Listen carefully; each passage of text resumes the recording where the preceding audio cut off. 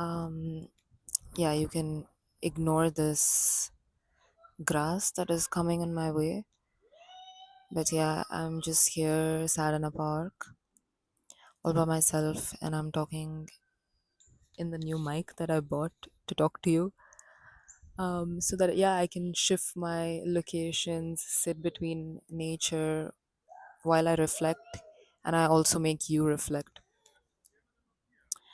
So, what I want to talk about today is the importance of solitude, the importance of being alone without feeling lonely. Lately, during my rough phase, I've been feeling super lonely. So, yeah, I wanted to kind of change that perspective and see it as being alone rather than lonely and being in my solitude. This is the right time for me to overthink so much that I reach a saturation point and I can actually find some solutions for myself. I know you're overthinking and you feel alone and you feel like you need people around you, you need some sounds, you need some external validation, you need people to tell you that they love you, they know what your strengths are, you can do it, all of that will make you feel better. For sure, it does. But imagine you are in a room, you're stuck in a room, and you don't have anybody there, but you still have to survive. How will you survive then?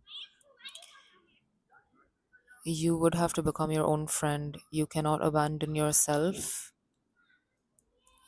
Of course, you're going to overthink so much. You're going to like really, really go into this negative loop, but it's so important to do it because only then you will snap out of it and you will say, okay, this is enough. I'm not going to think anymore. You reach that saturation and you find um, some kind of, I wouldn't even say solution, but you will find this direction, I would say. Even now, I don't know if I found some direction, but I am taking action so that I don't feel anxiety anymore. Um, for me, what works is I realized that, like, if you're overthinking so many things that you have to do and you want to achieve, all of that can only happen with a clear mind and narrowing down things. So just sit with yourself and things that I can do right now, and what are the resources that I can create for myself that will help me take this action to eliminate the anxiety and to make me go towards a direction.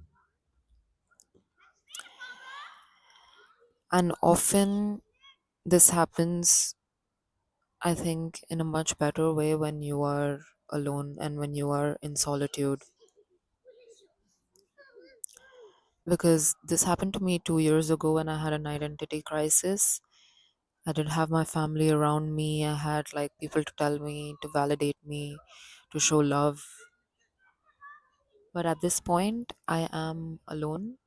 I'm living alone in another country, so I have to do it for myself, and it makes a lot of difference. You kind of eliminate people's opinions. You eliminate what you know what they think is good for you. That's what I mean to say. That is my point here, that you have to eliminate what people think is good for you and see what is actually good for you by yourself. So yeah, If I have to talk about this further, I would say that 2 years ago, when I had this identity crisis, um,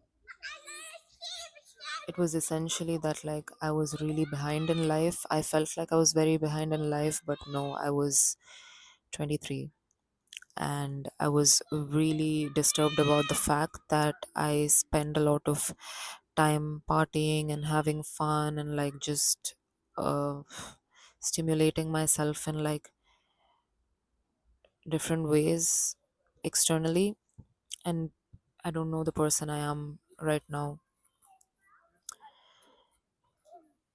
And there were things that were bothering me that I couldn't do, like basic things like driving, cooking, um, and moving abroad and living alone. These are the three things that were really bothering me that I couldn't do, and I thought I couldn't achieve. But um, and I was really, like, putting myself through so much pressure to do all of these things at once.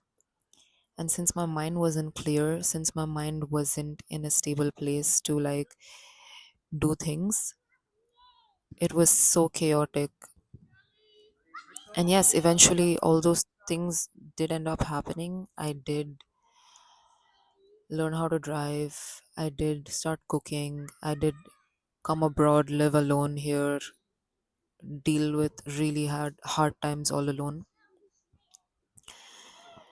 And yeah, I was worrying so much that I couldn't do these things or I wouldn't be able to do these things. But with time, it will happen as long as you are moving towards that direction and you are taking action for it. So what I want to say is, take take one action without putting so much pressure on yourself that you have to do all these 100 things that you're thinking about. Narrow it down to literally one thing and take action towards it. Let your anxiety go down. Let your mind create some space for you to do the next thing. Just be kind to yourself, and kindness to yourself comes with solitude and being alone, because there's no other option, you know. um, there are no people around you to validate you and to tell you that, like, you should do this, you're good at this, you have done this.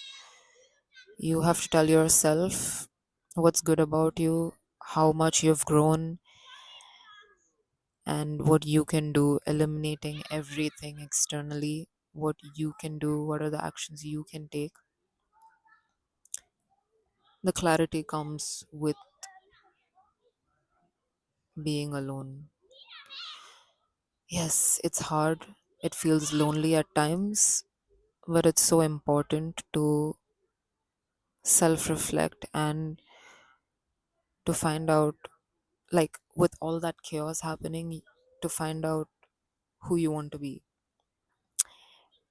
And you can reach, I mean, if you're in a path of, like, becoming your new self, you're not yet there, but um, you're not even like your old version, but you want to be this new person, and there's just so many thoughts, so much chaos in your mind.